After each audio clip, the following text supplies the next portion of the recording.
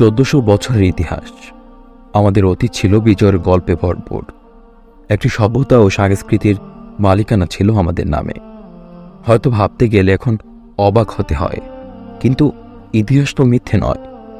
সেই ইতিহাসকে হাজারো জাল থেকে মুক্ত করে বিশ্লেষণ ও আকীদার মানদণ্ডে দাঁড় করিয়েছেন মাওলানা ইসমাইল রেহান হাফিজাহুল্লাহ। ইসলামী ইতিহাস একটি শাস্ত্রীয় পদ্ধতিতে সংকলন, যার নির্ধারিত মূলনীতি রয়েছে। ইসলামী ঐতিহাসিক রেওয়ায়েতসমূহ যাচাই বাছাই করা। উমার এই বিশাল কাজের আঞ্জাম দিয়েছে পাকিস্তানের সর্বাধিক প্রচলিত গ্রন্থসমূহের একটি, তারিখে উম্মতে মুসলিমা। বইটিতে থাকছে ইতিহাস শাস্ত্রের বিস্তারিত বর্ণনা, ইসলাম পূর্ব ইতিহাস, রাসূল সাল্লাল্লাহু আলাইহি ওয়াসাল্লামের সিরাত, 4 খলিফার ইতিহাস, উমাইয়া খিলাফতের ইতিহাস, আব্বাসীয় খিলাফতের ইতিহাস, ফাতিমি সাম্রাজ্যের ইতিহাস, ইসলামী ইতিহাসের আরও জানা অজানা অসংখ্য অধ্যায়।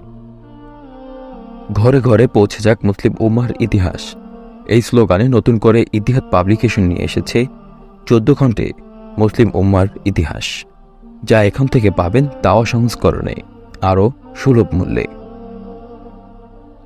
Etihad publications.